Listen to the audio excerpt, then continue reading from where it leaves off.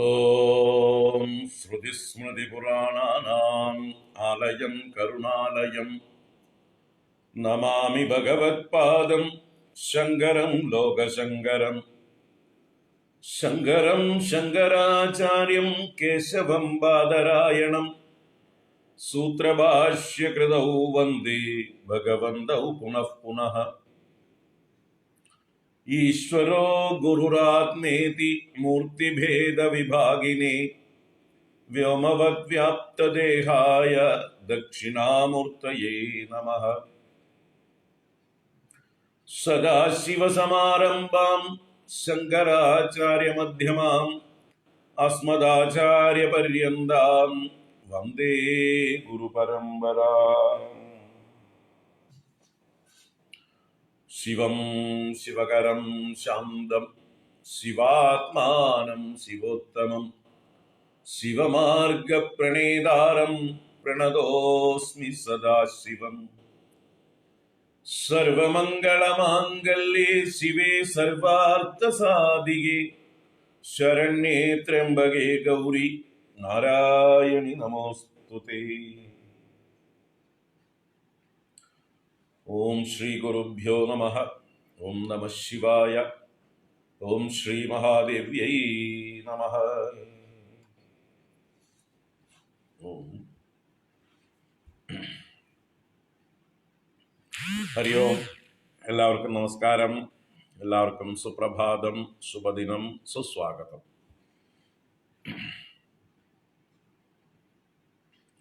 കാലഭൈരവാഷ്ടകം 4-ാം ദിവസമാണെന്ന് തുടരാം. നമുക്ക്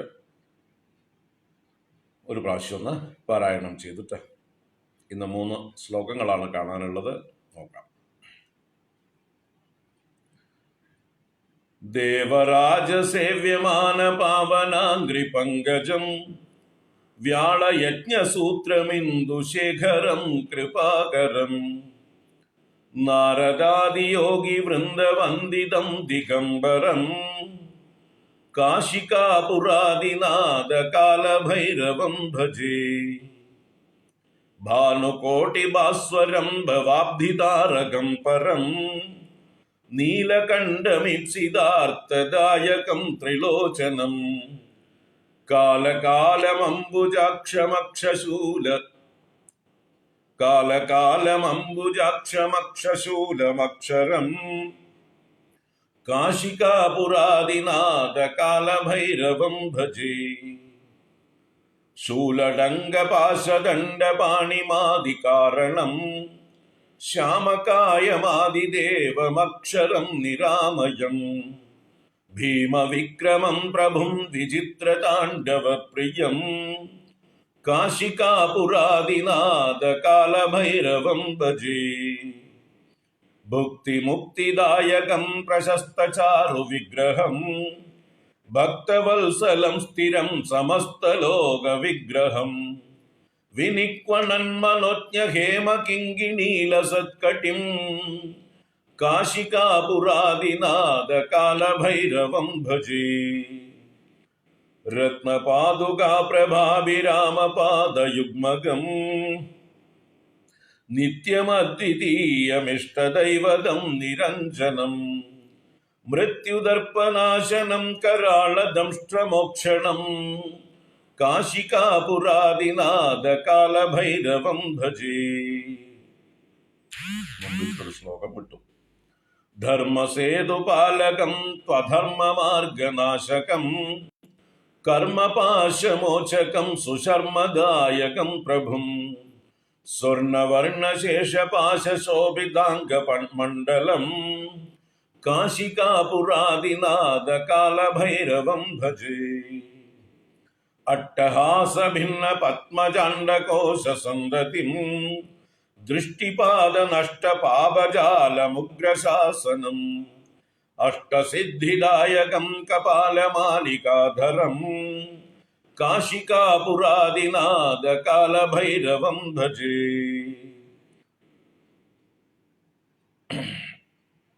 ഭൂതസംഗനായകം വിശാലകീർത്തിദായകം കാശിവാസലോക പുണ്യപാപശോദകം വിഭും നീതിമാർഗകോവിദം പുരാതനം ജഗത്പതിം കാശികാപുരാദിനാഥ കാലഭൈരവം ഭജേ.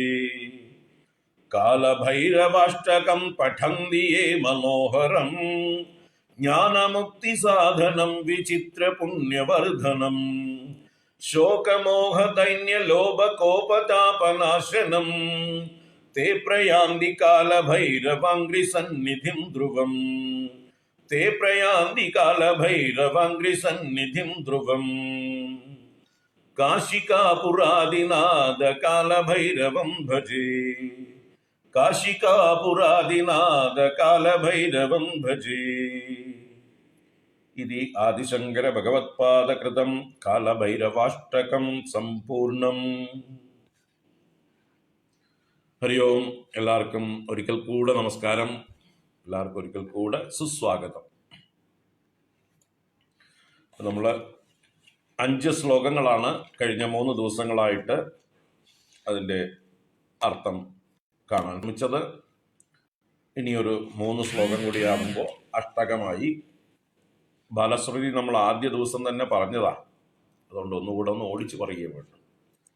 എന്തായാലും സമയം കളയുന്നില്ല, വേഗം ശ്ലോകങ്ങളിലേക്ക് തന്നെ കടക്കാം. 6-ാം ശ്ലോകം. രത്നപാദുകാ പ്രഭാഭിരാമപാദയുഗ്മകം നിത്യമദ്വിതീയമിഷ്ടദൈവതം നിരഞ്ജനം മൃത്യുദർപ്പനാശനം കരാളദംഷ്ട്രഭീഷണം കാശികാപുരാദിനാഥ കാലഭൈരവം ഭജേ കാശികാപുരാദിനാഥ കാലഭൈരവം ഭജേ. കാശികാപുരാദിനാഥ കാലഭൈരവം ഭജേ.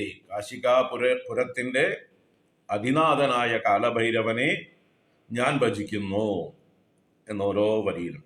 അപ്പോൾ അതിൻ്റെ മുമ്പിൽ 3 വരികളിലായിട്ട് ഈ കാലഭൈരവനെ വിശേഷിപ്പിക്കുന്നതായിട്ടുള്ള പദങ്ങളാണ് പ്രയോഗിച്ചിരിക്കുന്നത്.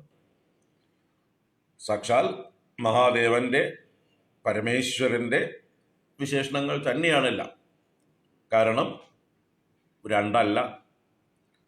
സാക്ഷാൽ കാശി വിശ്വനാഥനും കാലഭൈരവനും രണ്ടല്ല. കൈലാസനാഥനും കാലഭൈരവനും രണ്ടല്ല എന്നർത്ഥം. വാസ്തവത്തിൽ ഈ പ്രപഞ്ചത്തിലുള്ള സർവചരാചരങ്ങളും ഭഗവാനിൽ നിന്ന് ഭിന്നമല്ല. പിന്നെ എങ്ങനെയാ ഭഗവാന്റെ 2 വേഷങ്ങൾ തമ്മിൽ ഭിന്നമാവുക? ഭഗവാനും ഞാനും തമ്മിലും ഭേദമില്ല, ഭഗവാനും നിങ്ങളും തമ്മിലും ഭേദമില്ല. ചിദാനന്ദരൂപ ശിവോഹം ശിവോഹം. നമുക്കും ധൈര്യമായിട്ട് പറയാറാവണം. നമ്മൾ ഓരോരുത്തരും ഇളക്കുണ്ടാവാൻ പാടില്ല. ആരാ എന്ന് ചോദിച്ചാൽ പേരല്ല പറയണ്ടത്. ഞാൻ കൃഷ്ണാത്മാനന്ദ എന്നല്ല പറയണ്ടത്, ശിവോഹം ശിവോഹം എന്ന് ധൈര്യമായിട്ട് പറയാറാവണം. അപ്പൊ കൃഷ്ണാത്മാനന്ദ എന്നുള്ള അഭിമാനം മുഴുവൻ പോണം. ആ അഭിമാനങ്ങൾ പോകുമ്പോഴാണ് ഉള്ളിലെ ശിവൻ പ്രകാശിക്കുക. ഞാൻ ശിവനാണ്, ശിവനാണ്, ശിവനും ഞാനും ഒന്നാണ് എന്ന ബോധം ഉറക്കുക. അപ്പം അഭിമാനം മുഴുവൻ പോകണം. ആ അഭിമാനം പോകാനുള്ള പാടാണ് നമ്മൾ ഈ പെട്ടുകൊണ്ടിരിക്കുന്നത്. നമ്മൾ പെടുന്ന പാടൊക്കെ അഭിമാനം വർദ്ധിപ്പിക്കുന്നുണ്ടോ എന്ന് പോലും ചിലപ്പോൾ സംശയം ആവും. ശ്രമിക്കാം നമുക്ക്. മനോബുദ്ധി അഹങ്കാര ചിത്താനി നാഹം ന ച ശ്രോത്ര ജിഹ്വേ ന ച ഘ്രാണനേത്രേ ന ച വ്യോമഭൂമിർ ന തേജോ ന വായു ചിദാനന്ദരൂപ ശിവോഹം ശിവോഹം.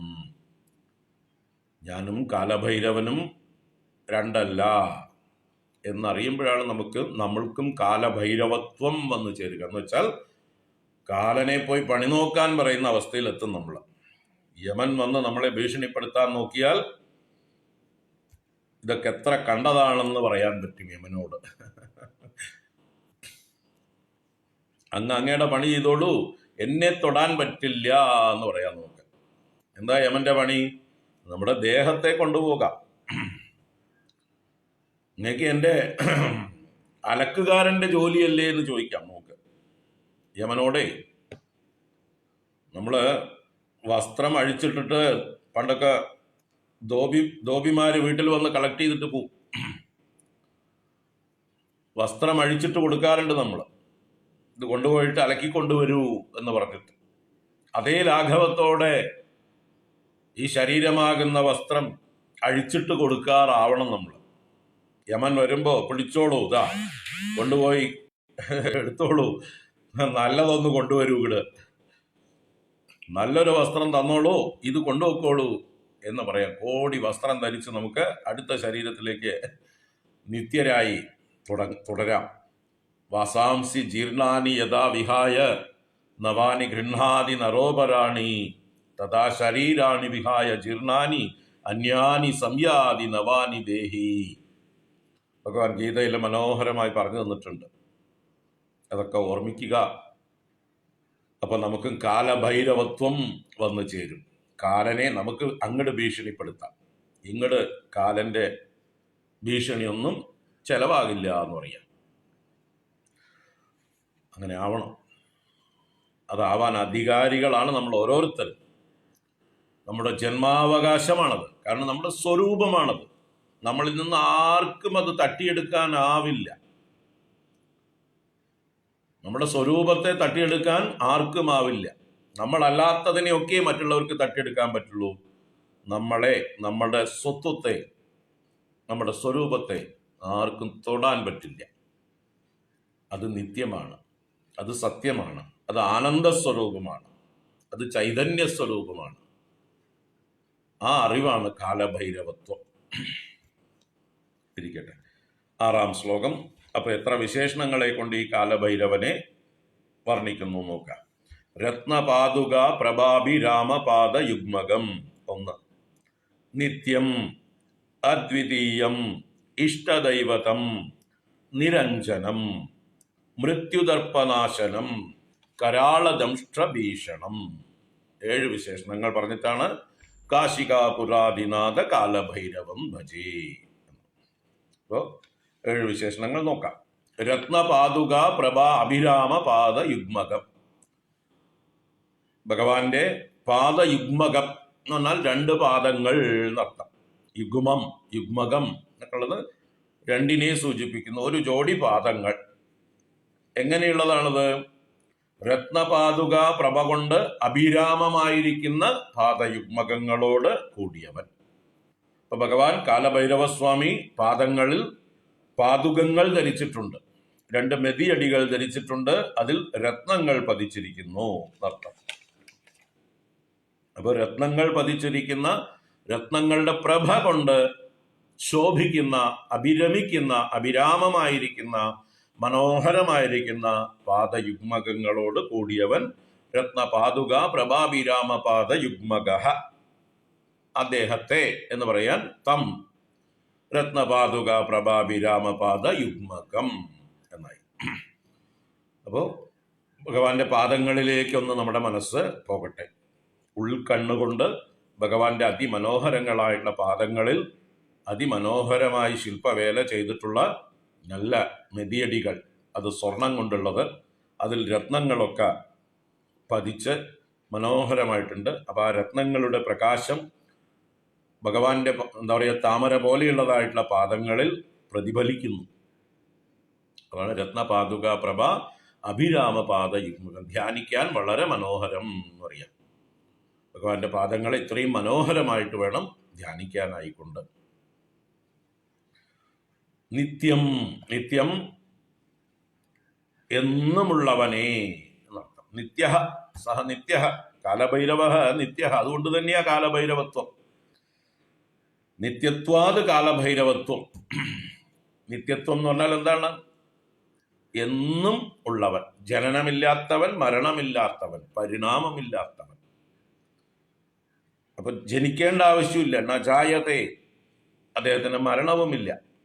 നോ മ്രിയതേ വാ കഥാചിത് നായം ഭൂത്വാ ഭവിതാവാന ഭൂയഃ അജോ നിത്യ ശാശ്വതോയം പുരാണഃ. അങ്ങനെയുള്ള ആളാണ് കാലഭൈരവൻ. ആ കാലഭൈരവനും നമ്മുടെ ഉള്ളിലുള്ള ഒരു കാലഭൈരവ തത്വമുണ്ട്. അതും ഒന്നാണ്. നിത്യം നാശരഹിതം അദ്വിതീയം. അദ്വിതീയം രണ്ടാമതൊന്ന് ഇല്ലാത്തത് എന്ന് പറഞ്ഞാൽ പല അർത്ഥത്തിലും അതിനെ പറയാം. അദ്വിതീയം എന്ന് പറഞ്ഞാൽ ഉപമ ഇല്ലാത്തത്, ദ്വിതീയം, ഇദ്ദേഹത്തെ പോലെ വേറൊരാള് ഇല്ല എന്ന് അർത്ഥത്തിൽ അദ്വിതീയം. അവൻ അദ്വിതീയനാണ് എന്ന് പറഞ്ഞാൽ there is no one equal to him. ഒരാളെയും നമുക്ക് അദ്ദേഹത്തോട് തുലനം ചെയ്യാൻ, കമ്പയർ ചെയ്യാൻ സാധ്യമല്ല എന്ന് പറയാൻ അദ്വിതീയൻ എന്ന് പറയും. അപ്പോൾ ഭഗവാൻ എക്സ്ട്രാ ഓർഡിനറി എന്നർത്ഥം ഒരർത്ഥത്തിൽ അദ്വിതീയം. മറ്റൊരർത്ഥത്തിൽ വാസ്തവത്തിൽ അദ്ദേഹത്തിൽ നിന്ന് രണ്ടാമതായിട്ടൊരു വസ്തു ഇല്ല. ഈ പ്രപഞ്ചത്തിൽ ഭഗവാനിൽ നിന്ന് അന്യമായിട്ട് രണ്ടാമതൊരു വസ്തു ഇല്ല. ആ പരംപൊരുളാണ്, പരബ്രഹ്മമാണ് അദ്വിതീയം എന്നുള്ള തത്വം കൊണ്ട്, ആ പദം കൊണ്ട് ആത്യന്തികമായിട്ട് അർത്ഥമാക്കുന്നത് പരമാർത്ഥിക അർത്ഥം. അപ്പൊ രണ്ടില്ലാത്തവൻ എന്നർത്ഥം. അദ്വിതീയനാണ്, അദ്വൈത സ്വരൂപനാണ് ഭഗവാൻ. അപ്പൊ ബ്രഹ്മസ്വരൂപനാണ് എന്നും അർത്ഥം. ഇഷ്ടദൈവതം, ഇഷ്ടദൈവതം ഇഷ്ടദേവനായിരിക്കുന്നവൻ. ഭക്തന്മാർക്ക് ഭഗവാൻ കാലഭൈരവമൂർത്തി ഇഷ്ടമൂർത്തിയാണ്, ഉപാസനാമൂർത്തിയാണ്. അങ്ങനെയുള്ള അദ്ദേഹത്തെ ഉപാസിക്കുന്ന ഭക്തന്മാർക്ക് അദ്ദേഹം എല്ലാ അനുഗ്രഹങ്ങളും ചെയ്തു കൊടുക്കുന്ന എന്താ പറയുക, വാത്സല്യ മൂർത്തിയാണ്, ഇഷ്ടദൈവതമാണ് എന്നർത്ഥം. നിരഞ്ജനം, നിരഞ്ജനം അഞ്ജനം എന്ന് പറഞ്ഞാൽ മഷി എന്നൊക്കെ അർത്ഥമാണ്. കണ്ണില് മഷി എഴുതുന്നതാണ് അഞ്ജനം. അത് നിർഗതമായത് എന്ന് പറഞ്ഞാൽ ഇവിടെ മഷി എന്ന് പറഞ്ഞാൽ ഇവിടെ കളങ്കം എന്നുള്ള അർത്ഥത്തിലാണ്. കറുപ്പാണല്ലോ മഷി. അപ്പോ മഷി പുരളാത്തത് നിരഞ്ജനം, അനഞ്ജനം, നിരഞ്ജനം എന്നൊക്കെ പറഞ്ഞാല് ഒരു കറയും പുരളാത്തത്, ബ്ലെമിഷ്ലെസ്, ശുദ്ധം, നിഷ്കളങ്കം എന്നൊക്കെ അർത്ഥമാണ് നിരഞ്ജനം എന്നുള്ളത്. ഒന്നിനോടും ഒട്ടാത്തത് എന്നും അർത്ഥം. രഞ്ജനം ചെയ്യുക എന്ന് പറഞ്ഞാൽ രഞ്ജിക്കുക എന്ന് പറഞ്ഞാൽ ഒട്ടുക. അതിന്റെ മുമ്പിൽ നീ എന്ന് പ്രയോഗിച്ചപ്പോൾ ഒന്നിനോടും രഞ്ജിക്കാത്തത്, ഒന്നിനോടും ഒട്ടാത്തത്, നിസ്സംഗമായിരിക്കുന്നത്, എല്ലാറ്റിനും അതീതമായിരിക്കുന്നത് എന്നൊക്കെ അർത്ഥം. എങ്ങനെയാണെങ്കിലും ആത്യന്തികമായി ചൊല്ലുമ്പോൾ ബ്രഹ്മതത്വം എന്ന് തന്നെ വരിക. കാരണം രണ്ടാമതൊന്നും ഉണ്ടെങ്കിലല്ലേ ഒട്ടുക, രണ്ടാമതൊന്നും ഉണ്ടെങ്കിലല്ലേ മലിനമാവുക, അഴുക്കാക്കുക. ഒരു വസ്തുവിൽ നിന്ന് അന്യമായിട്ടൊരു വസ്തു അതിൽ പുരളുമ്പോഴാണ് അതിന് അഴുക്ക് എന്ന് പറയുക. ഇവിടെ അദ്വിതീയം എന്ന് മുമ്പേ പറഞ്ഞു കഴിഞ്ഞു.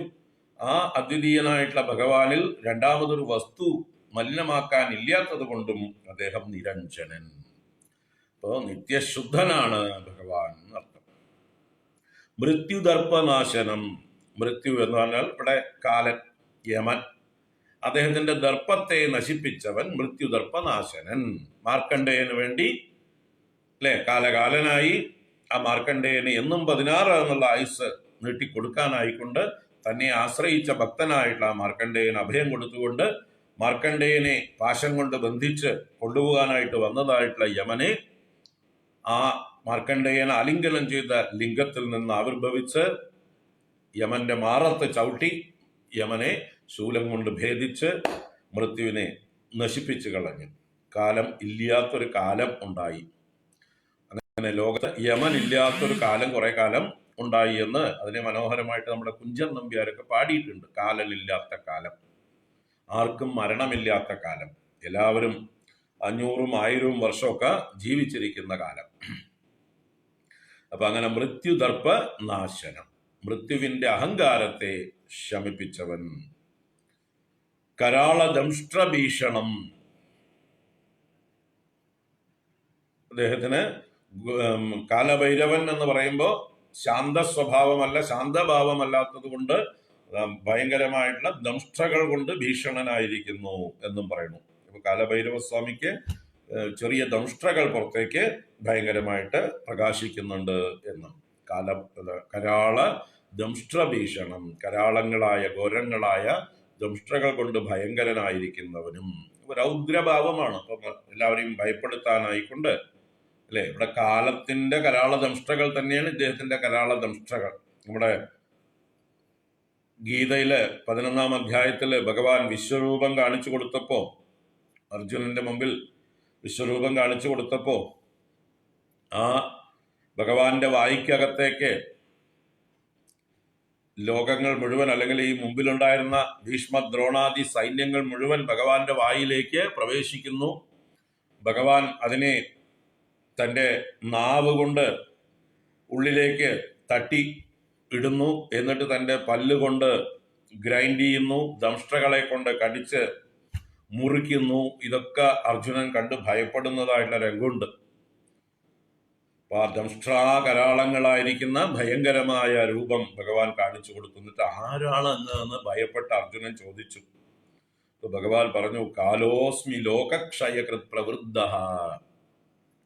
ഞാനേ ലോകത്തെ ക്ഷയിപ്പിക്കുന്ന ശക്തനായിട്ടുള്ള കാലമാണ്, കാലസ്വരൂപനാണ് ഞാൻ എന്ന് ഭഗവാൻ പറഞ്ഞു കൊടുക്കേണ്ട അർജുനനോട്. ആ കാലസ്വരൂപൻ തന്നെയാണ് കാലഭൈരവനും. അദ്ദേഹത്തെ കാലം ബാധിക്കുന്നില്ല, അദ്ദേഹം ലോകത്തെ മുഴുവൻ കാലത്താൽ ബാധിക്കുന്നു. അപ്പൊ കാലത്തിന്റെ ദംഷ്ട്ര എന്ന് പറഞ്ഞാല് അത് ഭയങ്കരം തന്നെയാണ്. ആരെയും വെറുതെ വിടില്ല. ആ ദംഷ്ട്രയിൽ കുടുങ്ങിയവർക്ക് രക്ഷപ്പെടാൻ സാധിക്കില്ല. അപ്പൊ അത്രയും ശക്തമായിട്ടുള്ള ഭയങ്കരമായിട്ടുള്ള ദംഷ്ട്ര, അത് കാലത്തിന്റെ ദംഷ്ട്ര തന്നെയാണ്. കരാള ദംഷ്ട്ര ഭീഷണം കാശികാ പുരാദിനാഥ കാലഭൈരവം ഭജേ. രത്നപാദുകാ പ്രഭാഭിരാമപാദയുഗ്മകം നിത്യമദ്വിതീയമിഷ്ടദൈവതം നിരഞ്ജനം മൃത്യുദർപ്പനാശനം കരാളദംഷ്ട്രഭീഷണം കാശികാപുരാദിനാഥ കാലഭൈരവം ഭജേ. അട്ടഹാസഭിന്ന പത്മജാണ്ഡകോശ സന്തതിം ദൃഷ്ടിപാദ നഷ്ട പാപജാലമുഗ്രശാസനം അഷ്ടസിദ്ധിദായകം കപാലമാലികാധരം കാശികാപുരാദിനാഥ കാലഭൈരവം ഭജേ. കാശികാപുരാദിനാഥ കാലഭൈരവം ഭജേ. അപ്പോ ഇതിലും വിശേഷണങ്ങൾ എന്തൊക്കെയാ നോക്കാം. ഒന്നാമത്തെ വരി അട്ടഹാസ ഭിന്ന പത്മജാണ്ഡകോശ സന്തതിം, ഒരു വിശേഷണം. ദൃഷ്ടിപാദ നഷ്ടപാപജാലം 2, ഉഗ്രശാസനം 3, അഷ്ടസിദ്ധിദായകം 4, കപാലമാലികാധരം 5. 5 വിശേഷണങ്ങളാണ് ഇവിടെ കാലഭൈരവ സ്വാമിക്ക് പറഞ്ഞിരിക്കുന്നത്. അപ്പൊ എന്തൊക്കെയാണ് അത് നോക്കാം. അട്ടഹാസ ഭിന്ന പത്മജാണ്ഡകോശ സന്തതിം. പത്മജാണ്ഡം, പത്മജാണ്ഡം എന്ന് പറഞ്ഞാൽ പത്മജൻ എന്ന് പറഞ്ഞാൽ ബ്രഹ്മദേവന്റെ പര്യായമാണ്. പത്മത്തിൽ ജാതനായവൻ, താമരയിൽ ഉണ്ടായവൻ, കമലജൻ അല്ലെ. അങ്ങനെ താമരയോട് ഉള്ള താമരയുടെ പര്യായ ശബ്ദങ്ങളൊക്കെ ഉപയോഗിച്ചുകൊണ്ട് അതിലോട് ജം എന്ന് ചേർത്താൽ അതിൽ ജനിച്ചവൻ ആയി. ലക്ഷ്മി ദേവിയും കമലജയാണ്, കമലത്തിൽ ജനിച്ചവളാണ്. ബ്രഹ്മദേവനും കമലത്തിൽ ജനിച്ചവനാണ്. അപ്പോൾ പത്മജൻ, പത്മത്തിൽ ജാതനായവൻ. ബ്രഹ്മാവ് മഹാവിഷ്ണുവിന്റെ നാഭീ കമലത്തിൽ ആവിർഭവിച്ചവനാണ്. അപ്പൊ പത്മജാണ്ഡം എന്ന് പറഞ്ഞാലോ ബ്രഹ്മാണ്ഡം എന്നർത്ഥമാണ്. അപ്പൊ ബ്രഹ്മാണ്ഡം, ആ ബ്രഹ്മാണ്ഡ കോശ സന്തതി എന്ന് പറഞ്ഞാല് ബ്രഹ്മാണ്ഡ കോശങ്ങൾ എന്ന് പറഞ്ഞാൽ ഭാണ്ഡങ്ങൾ, അതിന്റെ സന്തതികൾ എന്ന് പറഞ്ഞാൽ നിരകൾ എന്നർത്ഥമാണ്. അപ്പൊ അനേക കോടി ബ്രഹ്മാണ്ഡങ്ങൾ, അവയെ എന്ത് ചെയ്യണു ഭഗവാൻ കാലഭൈരവസ്വാമി അട്ടഹാസം കൊണ്ട് ഭിന്നമാക്കുന്നു. ഭിന്നമാക്കുക എന്ന് പറഞ്ഞാൽ ഭേദിക്കുക, തകർക്കുക, നശിപ്പിക്കുക എന്നൊക്കെ അർത്ഥം. എങ്ങനെ? അട്ടഹാസം കൊണ്ട്. അപ്പൊ കാലഭൈരവസ്വാമിയുടെ അട്ടഹാസം കൊണ്ട് ഭേദിക്കപ്പെടുന്ന ബ്രഹ്മാണ്ഡ നിരകളോട് കൂടിയവനാണ് കാലഭൈരവസ്വാമി എന്നർത്ഥം. അപ്പൊ ആരുടെ അട്ടഹാസമാണോ ബ്രഹ്മാണ്ഡ നിരകളെ പോലും ഛിന്ന ഭിന്നമാക്കുന്നത്. നമ്മുടെ നാരായണീയത്തിലും ഭാഗവതത്തിലൊക്കെ നരസിംഹാവതാര വർണ്ണന ഗംഭീരമായിട്ടുണ്ട്. അപ്പോൾ നരസിംഹമൂർത്തി ആ തൂണിൽ നിന്ന് ആവിർഭവിക്കുന്നതിന് മുമ്പ് നമ്മുടെ ഹിരണ്യകശിപു തൻ്റെ വാളുകൊണ്ട് ആ ഇതിനെ പ്രഹരിക്കുന്നുണ്ട്, തൂണിനെ വെട്ടുന്നുണ്ട്. ഈ തൂണിലുണ്ടോ നിന്റെ ഹരി, നിന്റെ രക്ഷകൻ എന്ന് പ്രഹ്ലാദനോട് ചോദിച്ചപ്പോ ഉണ്ട്, ഞാൻ കാണുന്നുണ്ട് എന്ന് നല്ല ഉറപ്പിൽ പറഞ്ഞു പ്രഹ്ലാദൻ.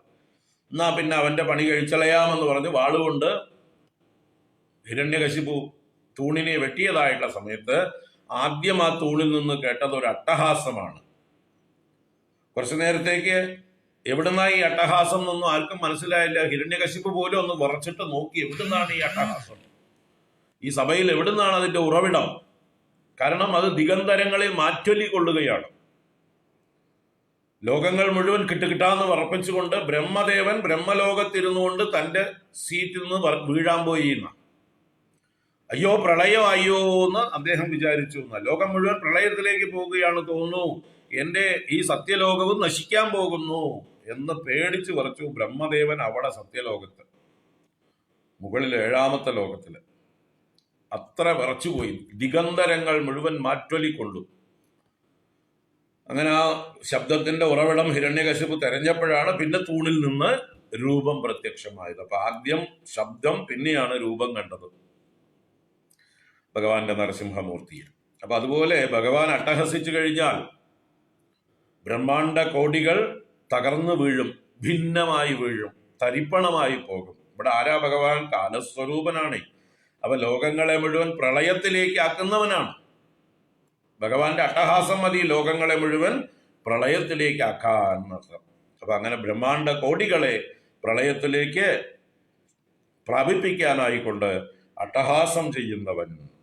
അക്കാലമാകുമ്പോ യാതൊരു ദാക്ഷിണ്യവുമില്ലാതെ അട്ടഹസിച്ചുകൊണ്ട് സംഹാരരുദ്രനായി അദ്ദേഹം നടനം ചെയ്യുമ്പോൾ ലോകങ്ങൾ, ബ്രഹ്മാണ്ടങ്ങൾ ഒക്കെ തവിട് പൊടിയായി ഭസ്മമായി പ്രളയം പ്രാപിക്കുന്നു എന്നർത്ഥം. അട്ടഹാസ ഭിന്ന പത്മജാണ്ഡകോശ സന്തതിം. സന്തതി എന്നാൽ നിരകൾ എന്നർത്ഥം. ദൃഷ്ടിപാത നഷ്ടപാപജാലം. അടുത്തത് ദൃഷ്ടിപാദം കൊണ്ട്, ഭഗവാന്റെ ദൃഷ്ടിപാദം കൊണ്ട്, കണ്ണേറുകൊണ്ട് നഷ്ടമാക്കുന്ന പാപജാലം, ഭക്തന്മാരുടെ പാപജാലങ്ങളെ, പാപസമൂഹങ്ങളെ ഭഗവാൻ നശിപ്പിക്കുന്നു. എങ്ങനെ? കടാക്ഷം കൊണ്ട്, കണ്ണേറുകൊണ്ട്. ഭഗവാന്റെ ഒരു കടാക്ഷം കിട്ടിയാൽ നമ്മുടെ പാപങ്ങൾ മുഴുവൻ നശിക്കും. അതോടുകൂടി നമ്മുടെ ദുരിതങ്ങളെല്ലാം തീരും, നമ്മുടെ ദുഃഖങ്ങളെല്ലാം തീർന്ന് സുഖം അനുഭവിക്കാം, ആനന്ദം അനുഭവിക്കാം. ഭഗവാന്റെ ഒരു ദൃഷ്ടിപാദത്തിനായിക്കൊണ്ട് നമുക്ക് പ്രാർത്ഥിക്കാം. ഉഗ്രശാസനം. ഉഗ്രശാസനം, ഉഗ്രമായ ശാസനത്തോടു കൂടിയവൻ. ആർക്കും എതിർക്കാൻ ഇല്ല, വയ്യ എന്നൊന്നും ആർക്കും പറയാൻ പറ്റാത്ത ആ സംഹാരരുദ്രനാണ്, കാലശാസനനാണ്. അദ്ദേഹത്തിന്റെ ശാസനയെ ആർക്കും ധിക്കരിക്കാൻ പറ്റില്ല എന്നർത്ഥം. കാലത്തെ ഒരു സെക്കൻഡെങ്കിലും ആർക്കെങ്കിലും പിടിച്ചു നിർത്താൻ പറ്റുമോ? അത് അതിന്റെ പാട്ടിന് പോയിക്കൊണ്ടിരിക്കും. ലോകത്തിലുള്ള മാറ്റങ്ങളെ ആർക്കെങ്കിലും തടയാൻ പറ്റുമോ? ഒക്കെ ഭഗവാന്റെ ഉഗ്രശാസനയ്ക്ക് വിധേയമായിട്ടാണ് ഈ ലോകം പരിവർത്തിച്ചുകൊണ്ടേയിരിക്കുന്നത്. ഗ്രഹങ്ങളെല്ലാം കറങ്ങിക്കൊണ്ടേയിരിക്കുന്നത്, നക്ഷത്രങ്ങൾ അതിന്റെ പന്താവിലൂടെ കറങ്ങിക്കൊണ്ടിരിക്കുന്നത്. ഇങ്ങനെ ഒരു ആറ്റം മുതൽക്ക് ബ്രഹ്മാണ്ട കോടികൾ വരെ അതിന്റെ പ്രവർത്തനം ചെയ്തുകൊണ്ടേയിരിക്കുന്നത് ഇദ്ദേഹത്തിന്റെ ഉഗ്രശാസനം കൊണ്ടാണ്. ഭീഷാസ്മാദ് ഭീഷോദേതി സൂര്യ ഭീഷാസ്മാദഗ്നിശ്ച ഇന്ദ്രശ്ച മൃത്യുർധാവതി പഞ്ചമ ഇതി എന്ന് ഉപനിഷത്ത് പറയും. തൈത്തിരീയ ഉപനിഷത്തില് ബ്രഹ്മത്തെ കുറിച്ച് പറയും. അസ്മാത് ഭീഷ വാതഃ പവതി. അവനെ ഭയന്നിട്ടാണ്, അല്ലെങ്കിൽ അതിൽ നിന്നുള്ള ഭയം കൊണ്ടാണ് കാറ്റ് വീശുന്നത്. ഭീഷ ഉദേതി സൂര്യ. അവനെ ഭയന്നിട്ടാണ് സൂര്യൻ ഉദിക്കുന്നത്. ഭീഷാസ്മാദ് അഗ്നിശ്ച ഇന്ദ്രശ്ച. അവനെ ഭയന്നുകൊണ്ട് അഗ്നിയും ഇന്ദ്രനും അവരുടെ പണിയെടുത്തോണ്ടേയിരിക്കുന്നു. മൃത്യുർധാവതി പഞ്ചമ. അഞ്ചാമനായ മൃത്യു, കാലൻ, ഓടി നടന്ന് പണിയെടുക്കുന്നു, വിശ്രമമില്ലാതെ പണിയെടുത്തുകൊണ്ടിരിക്കുന്നു. ആരെ ഭയന്നിട്ട്? ആ ബ്രഹ്മത്തെ ഭയന്നിട്ട്. ആ ബ്രഹ്മം തന്നെയാണ് ഇവിടുത്തെ ഉഗ്രശാസനം. ഭീഷാസ്മാത് വാതഃ പവതി. ഇവനെ ഭയന്നിട്ടാണ് കാറ്റ് വീശുന്നത്.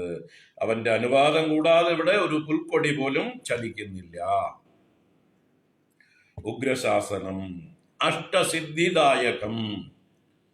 ഭക്തന്മാർക്ക്, ഭഗവാനെ തപസ് ചെയ്യുന്നവർക്ക് അഷ്ടസിദ്ധികളെയും ദാനം ചെയ്യുന്നവനാണ്, അഷ്ടസിദ്ധിദായകനാണ് ഭഗവാൻ. അണിമ, മഹിമ, ഗരിമ, ലഘിമ, ഈശിത്വം, വശിത്വം, പ്രാപ്തി, പ്രാകാമ്യം. ഇതാണ് പ്രധാന സിദ്ധികൾ. അനേക സിദ്ധികളുണ്ട്. 18 സിദ്ധികൾ പ്രധാനമായിട്ട് ഭാഗവതത്തിൽ പറഞ്ഞു തരും. അതിലേറ്റവും പ്രൈമറി ആയിരിക്കുന്ന 8 സിദ്ധികൾ.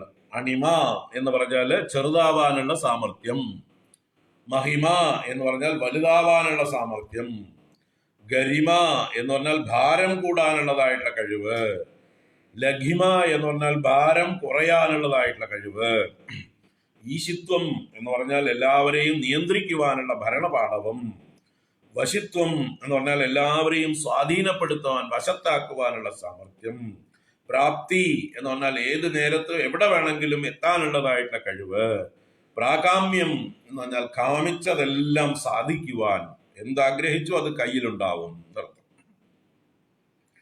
അപ്പോ ഇങ്ങനെയുള്ള പ്രധാന സിദ്ധികൾ നൽകുന്നതിൽ ഭഗവാൻ വരദനാണ്, അഷ്ടസിദ്ധി ദായകനാണ് കാലഭൈരവസ്വാമി. വേണ്ടവർക്ക് പ്രാർത്ഥിക്കാം, അതിനുവേണ്ടി ഭഗവാനെ പ്രീതിപ്പെടുത്താം. കപാലമാലികാധരം, ഭഗവാൻ കണ്ടത്തിൽ വലിയൊരു മാല ധരിച്ചിട്ടുണ്ട്. എന്ത് മാലയാണ്?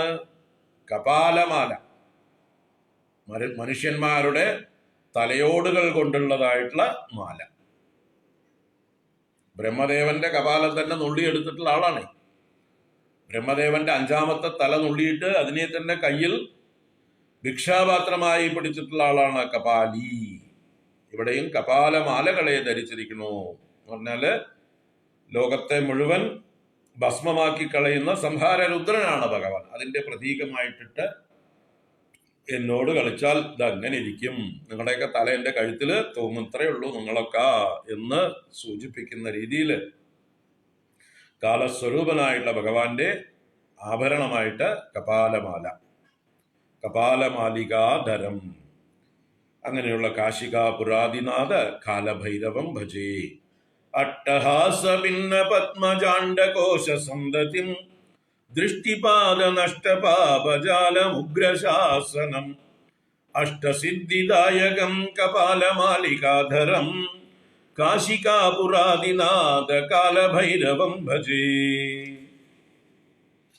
ഭൂതസംഗനായകം വിശാലകീർത്തിദായകം കാശിവാസി ലോക പുണ്യപാപശോധകം വിഭും നീതിമാർഗകോവിദം പുരാതനം ജഗത്പ്രഭും കാശികാപുരാദിനാഥ കാലഭൈരവം ഭജേ. കാശികാപുരാദിനാഥ കാലഭൈരവം ഭജേ. അപ്പോ ഇതിലെത്ര വിശേഷണം? ഭൂതസംഗനായകം, വിശാലകീർത്തിദായകം, കാശിവാസി ലോക പുണ്യപാപശോധകം, വിഭും നീതിമാർഗ കോവിദം, പുരാതനം ജഗത്പ്രഭും. 7 വിശേഷണങ്ങൾ പറഞ്ഞ് കാശികാപുരാദിനാഥ കാലഭൈരവം ഭജേ. ഏതൊക്കെ 7 വിശേഷണങ്ങൾ? ഭൂതസംഘനായകം, ഭൂതസംഘം ഭൂതഗണങ്ങൾ, അതിന് മുഴുവൻ നായകനാണ് ഭഗവാൻ എന്ന് പറയാം. അപ്പൊ ഭഗവാൻ മഹാദേവന് കൂടെ അനേക ഭൂതഗണങ്ങളുണ്ട് അല്ലെ. ഭഗവാനെ സേവിക്കുന്ന സേവകന്മാർ നന്ദി, ഭൃംഗി, ചണ്ഡികേശൻ മുതലായിട്ടുള്ളവരാണ്. അതിനൊക്കെ നേതൃത്വം കൊടുക്കുന്നതായിട്ടുള്ള ആളുകൾ. സുബ്രഹ്മണ്യ സ്വാമിയുണ്ട്, ഗണേശ ഭഗവാനുണ്ട്, കുബേരനുണ്ട്.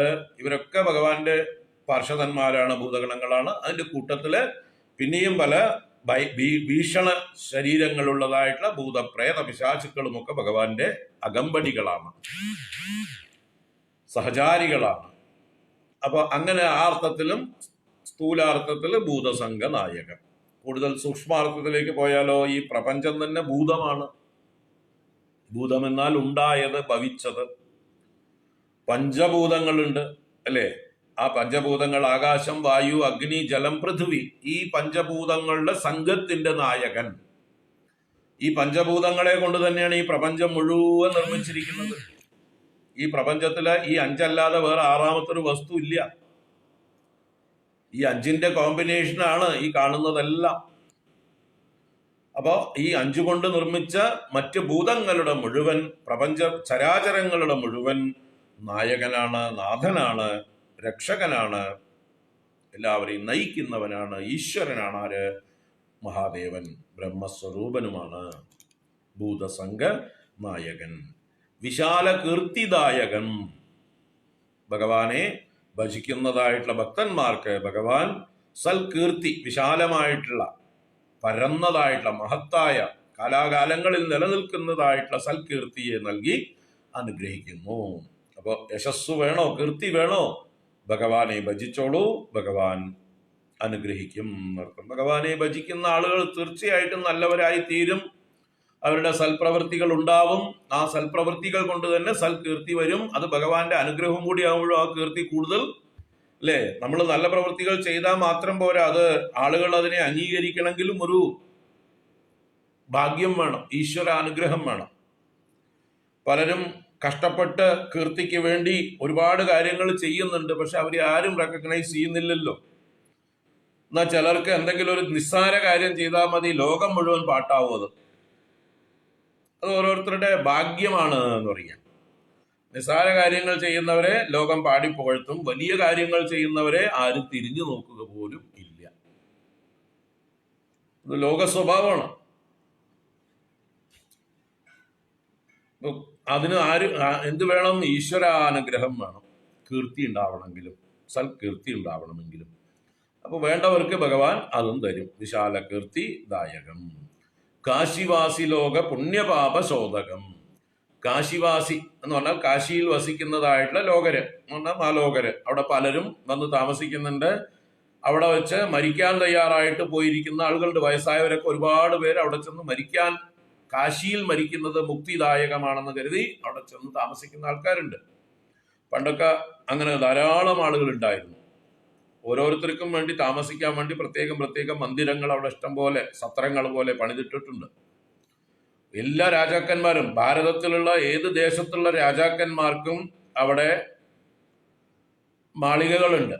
അതുപോലെ അതാത് ദേശത്തുനിന്ന് വരുന്ന ആളുകൾക്ക് താമസിക്കാനായിക്കൊണ്ട്, ഇപ്പൊ കേരളത്തിൽ നിന്ന് പോകുന്ന കൊച്ചി രാജാക്കന്മാരുടെ കുടുംബത്തിനും അതുപോലെയുള്ള ബന്ധുക്കൾക്കൊക്കെ പോയി താമസിക്കാനായിട്ട് അവരുടെ മാളികകളുണ്ട്.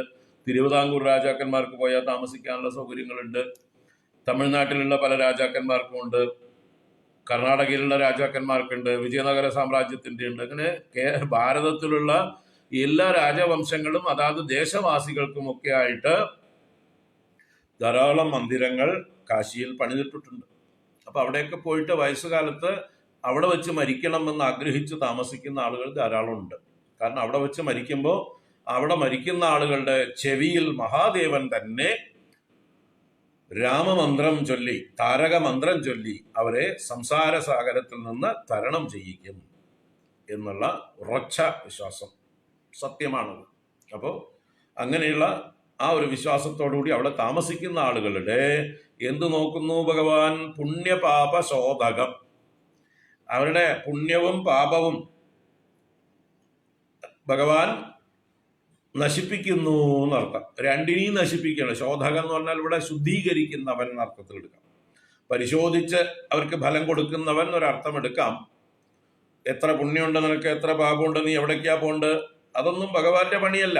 അതൊക്കെ യമന്റെ പണിയാണ്, അല്ലെങ്കിൽ ചിത്രഗുപ്തന്റെ പണിയാണ്. അക്കൗണ്ട് നോക്കലൊക്കെ ഭഗവാന്റെ അടുത്ത് പോയ അക്കൗണ്ടൊക്കെ അവിടെ മാറ്റി വയ്ക്കൂ. അയാളുടെ പുണ്യവും പാപവും ഒക്കെ ഞാൻ ഏറ്റെടുത്തു. Let him go to my abode, എന്റെ സ്വരൂപത്തിലേക്ക് അവൻ പോകട്ടെ എന്ന് പറയും. അപ്പോൾ അവിടെ കണക്കൊന്നുമില്ല എന്നർത്ഥം.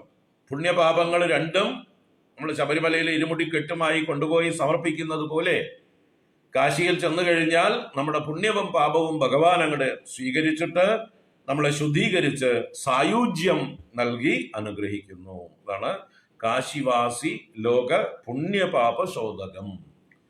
വിഭും, വിഭു എന്നാൽ സർവവ്യാപി, നിഗ്രഹാനുഗ്രഹ ശക്തിയുള്ളവൻ, ഈശ്വരൻ എന്നർത്ഥം തന്നെയാണ്. നീതിമാർഗ കോവിദം, നീതിമാർഗത്തെ കാണിച്ചു തരുന്നവൻ. നീതിമാർഗത്തിൽ കോവിദൻ, ധർമ്മമാർഗത്തിൽ കോവിദൻ. അപ്പോ എല്ലാ നിയമങ്ങളും ശാസ്ത്രങ്ങളും ഒക്കെ അറിയുന്ന ആളാണ്. അതുകൊണ്ട് എവിടെ, എങ്ങനെ, ആർക്ക്, എന്ത് എന്നൊന്നും ഭഗവാൻ ആരും പറഞ്ഞു കൊടുക്കേണ്ട കാര്യമില്ല എന്നർത്ഥം. ഇന്ന റൂൾ പ്രകാരം, ഇന്ന സ്മൃതി പ്രകാരം, ഇന്ന ആൾക്ക് ഇന്ന ശിക്ഷ കൊടുക്കണം എന്ന് നമ്മൾ കോടതിയിലൊക്കെ ഇന്ന നിയമപ്രകാരം ഇന്ന ആൾക്ക് ഇന്ന ശിക്ഷ വിധിച്ചിരിക്കുന്നു എന്ന് പറയുന്ന പോലെ അതിൻ്റെ ഒന്നും ആവശ്യം ഭഗവാന് ഇല്ല. ഭഗവാൻ തന്നെയാണ് പ്രമാണം.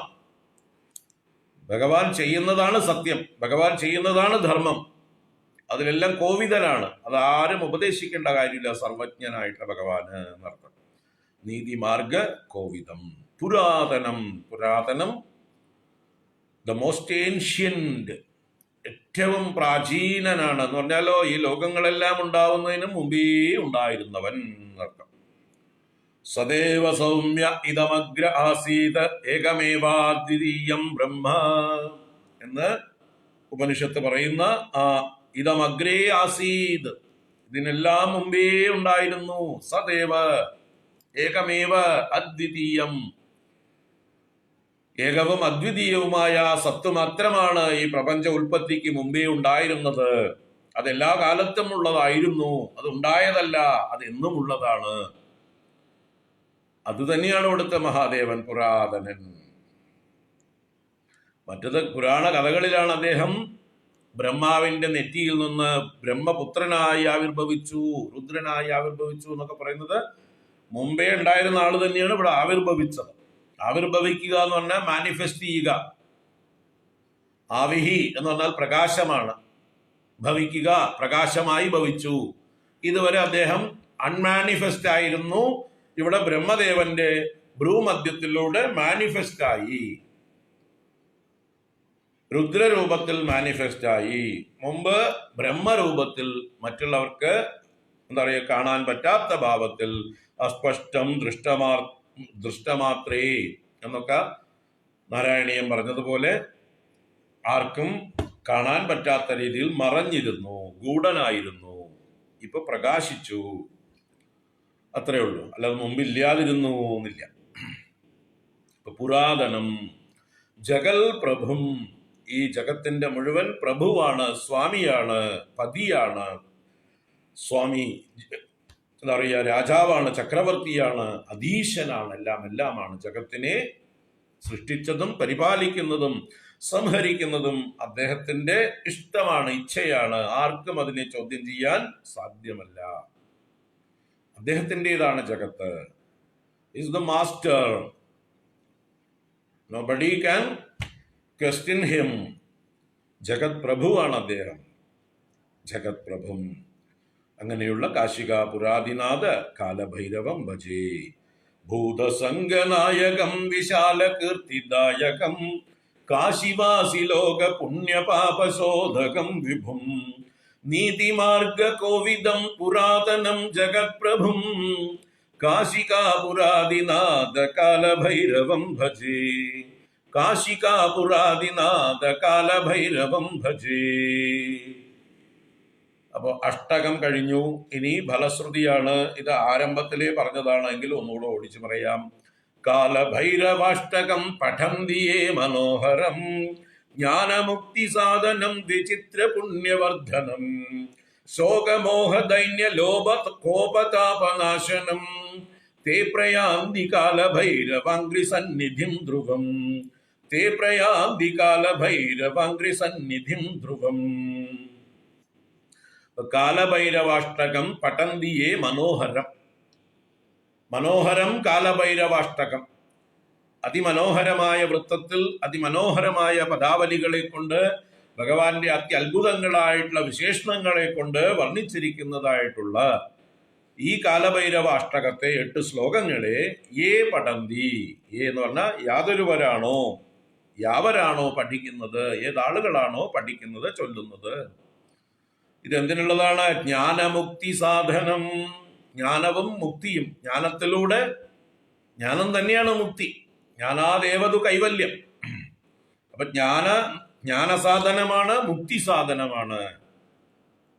ജ്ഞാനമുക്തി സാധനം വിചിത്ര പുണ്യവർദ്ധനം. പല പ്രകാരത്തിലുള്ളതായിട്ടുള്ള പുണ്യങ്ങളെ നമ്മളിൽ വർദ്ധിപ്പിച്ച് നമുക്ക് ലോക ജീവിതം അനുകൂലമാക്കി തരുന്നു, സുഖപ്രദമാക്കി തരുന്നു.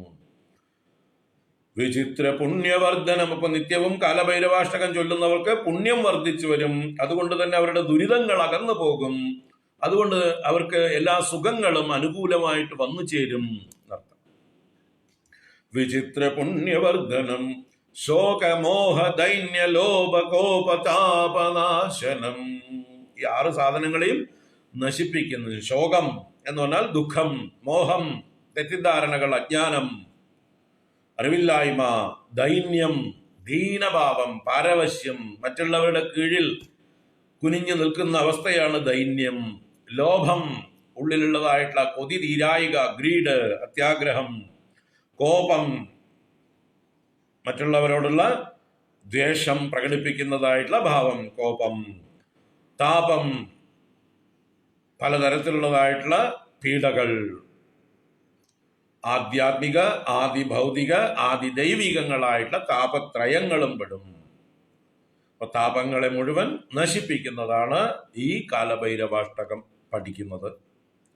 ശോകമോഹ ദൈന്യ ലോഭ കോപതാപനാശനം. അങ്ങനെയുള്ള ഈ കാലഭൈരവാഷ്ടകത്തെ ആര് പഠിക്കുന്നുവോ തേ പ്രയാന്തി, അവർ പ്രയാണം ചെയ്യുന്നു. എവിടേക്ക്? കാലഭൈരവാംഗ്രി സന്നിധിം, കാലഭൈരവന്റെ അംഗ്രി സന്നിധിയിലേക്ക്, അദ്ദേഹത്തിന്റെ പാദാന്തികത്തിലേക്ക്, അദ്ദേഹത്തിന്റെ സമീപത്തിലേക്ക്, അദ്ദേഹത്തിന്റെ ലോകത്തിലേക്ക്, അല്ലെങ്കിൽ അദ്ദേഹവുമായിട്ട് തന്നെ ഐക്യം പ്രാപിക്കുന്നു, സായുജ്യം പ്രാപിക്കുന്നു. ധ്രുവം, ധ്രുവം നിശ്ചയം, ഡെഫിനറ്റ് ആണ്, സംശയം വേണ്ട, ചൊല്ലിക്കോളൂ എന്നാണ് ആചാര്യ ഭഗവത്പാദരാണ് നമുക്ക് പറഞ്ഞു തരുന്നത്. ധൈര്യമായിട്ട് സന്ദേഹമില്ലാതെ ചൊല്ലൂ നിത്യവും. തീർച്ചയായിട്ടും നിങ്ങൾ കാലഭൈരവ സ്വാമിയുടെ അടുത്തേക്ക് എത്തും എന്ന് പറഞ്ഞാൽ കാലഭൈരവ ഭാവത്തെ പ്രാപിക്കും. കാലനെ ഭയപ്പെടാത്ത അവസ്ഥയിൽ കാലനെ അങ്ങോട്ട് ഭയപ്പെടുത്തുന്നതായിട്ടുള്ള അവസ്ഥയെ നിങ്ങൾ പ്രാപിക്കും. മരണഭയമില്ലാതെയാകും.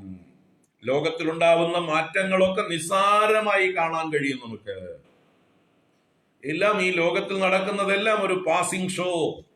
ഒരു സിനിമയിൽ എങ്ങനെയാണോ റീലുകൾ ഇങ്ങനെ പോയിക്കൊണ്ടിരിക്കുന്നത്, ഫിലിമുകൾ ഇങ്ങനെ സ്പീഡിൽ പോയിക്കൊണ്ടിരിക്കുന്നത്, അതെങ്ങനെ നമ്മൾ കാഴ്ചക്കാരായി ആസ്വദിച്ച് കാണുന്നുവോ, അതേ ലാഘവത്തോടെ ഈ ലോകത്തിൽ നടക്കുന്നതെല്ലാം ഒരു പാസിംഗ് ഷോ. എന്തും കടന്നു പോകും. ചില രംഗങ്ങൾ ഭയാനകമായിരിക്കും, ചിലത് ദുഃഖകരങ്ങളായിരിക്കും, ചിലത് തമാശയായിരിക്കും, ചിലത് അത്ഭുതകരങ്ങളായിരിക്കും. എല്ലാ രസങ്ങളെയും ഉത്ഭവിപ്പിച്ചുകൊണ്ട് ഈ നിത്യജീവിതത്തിൽ നമ്മുടെ മുമ്പിലൂടെ പല കോമാളികളും കടന്നു പോകും, പല വേഷക്കാരും കടന്നു പോകും. ഒക്കെ നമുക്ക് ആസ്വദിച്ച് കാണാൻ കഴിയും. കാലഭൈരവന്മാരായിട്ട് എല്ലാം കടന്നു പോകും, എന്തും കടന്നു പോകും. പോയേ പറ്റൂ, വന്നതിനൊക്കെ പോയേ പറ്റൂ. ആഗമാവായിനോ അനിത്യാഹ താൻ തിദിക്ഷസ്വ ഭാരത, ലെറ്റ് ദം ഗോ. അങ്ങനെ പറയാറാവും നമ്മൾ ധൈര്യമായിട്ട്. പോകുന്നതൊക്കെ പോട്ടെ, പോണാൽ പോകട്ടും, പോടാന്ന് പറയും. ആ ധൈര്യം നമുക്ക് ഉണ്ടാവണം.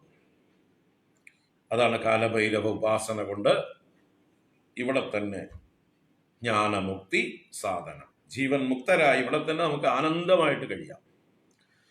കാലഭൈരവാഷ്ടകം പഠന്തിയേ മനോഹരം ജ്ഞാനമുക്തി സാധനം വിചിത്ര പുണ്യവർദ്ധനം ശോകമോഹ ദൈന്യ ലോഭ കോപതാപനാശനം തേ പ്രയാന്തി കാലഭൈരവാംഗ്രി സന്നിധിം ധ്രുവം.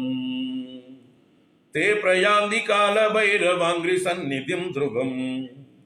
കാശികാപുരാദിനാഥ കാലഭൈരവം ഭജേ. കാശികാപുരാദിനാഥ കാലഭൈരവം ഭജേ. കാശികാപുരാദിനാഥ കാലഭൈരവം ഭജേ. അപ്പോ 2 മിനിറ്റോ 3 മിനിറ്റോ വേണ്ടു ആസ്വദിച്ച് ചൊല്ലാൻ. അപ്പൊ നിത്യവും സന്ധ്യാവേളകളിൽ ഭഗവാനെ ധ്യാനിച്ചുകൊണ്ട് മഹാദേവന്റെ അനുഗ്രഹത്തിനായി പ്രാർത്ഥിച്ചുകൊണ്ട് എല്ലാവരും ഈ സ്തോത്രം ചൊല്ലുക. നമ്മുടെ കുട്ടികൾക്ക് കേട്ടിട്ട് രസം തോന്നും. അതിന്റെ വൃത്തം, അതിന്റെ രചനാരീതി കുട്ടികൾ കേട്ട് പഠിച്ചോളും തന്നെ. പഠിപ്പിച്ചു കൊടുക്കേണ്ട ആവശ്യമില്ല. നിങ്ങൾ ആസ്വദിച്ച് ചൊല്ലിയാൽ കേട്ട് പഠിക്കും കുട്ടികള്. അവര് ഓടിക്കളിക്കുമ്പോ ഈ പാട്ടും പാടി കളിക്കും. പിന്നെ അവരുടെ കളിയിലൊക്കെ പാട്ടായിട്ട് വരും കാശിക പുരാതിനാഥ കാലഭൈരവം ഭജേ എന്ന്. അവർ ഫുട്ബോൾ കളിക്കുകയാണെങ്കിലും ക്രിക്കറ്റ് കളിക്കുകയാണെങ്കിലും ഓടിക്കളിക്കുകയാണെങ്കിലും വേറെ എന്ത് കളിക്കുകയാണെങ്കിലും കാശിക പുരാതിനാഥ കാലഭൈരവം ഭജേ എന്ന് അവർക്ക് സ്വാഭാവികമായിട്ട് അവരുടെ വായിലൂടെ ഒഴുകും. അപ്പം അത് മുഴങ്ങട്ടെ. ആ കാലഭൈരവൻ നമുക്കൊക്കെ ശക്തി തരട്ടെ. ഉറങ്ങിക്കിടക്കുന്ന ഹിന്ദു സമൂഹത്തിന് മുഴുവൻ ഉണർത്തുപാട്ടാവട്ടെ ഈ കാലഭൈരവാഷ്ടകം. ആ ഭൈരവന്റെ ശക്തിയും വീര്യവും ഉൾക്കൊണ്ടുകൊണ്ട് അവനവന്റെ ധർമ്മവും സനാതന ധർമ്മവും രക്ഷിക്കുന്ന ആണത്തമുള്ള പുരുഷന്മാരായിട്ട് തീരട്ടെ എല്ലാവരും. ഹരി ഓം. വളരെ സന്തോഷം. നാളെ പുതിയൊരു സ്തോത്രവുമായിട്ട് നമുക്ക് കാണാം. ഓരോന്നും കഴിയുമ്പോൾ മടക്കി വയ്ക്കാനല്ല, നിങ്ങൾക്ക് ജീവിതത്തിലേക്ക് അത് മുതൽക്കൂട്ടായി നിത്യവും അഭ്യാസം ചെയ്യാനാണ്, പാരായണം ചെയ്യാനാണ്, ഭഗവാന്റെ അനുഗ്രഹത്തിന് പാത്രീഭവിക്കാനാണ്. തുടരുക. അപ്പോൾ 10:30 മണിക്ക് വീണ്ടും കാണാം. ഭജഗോവിന്ദവുമായിട്ട് നാളെ പുതിയൊരു സ്തോത്രം കാണാം. ഹരി ഓം.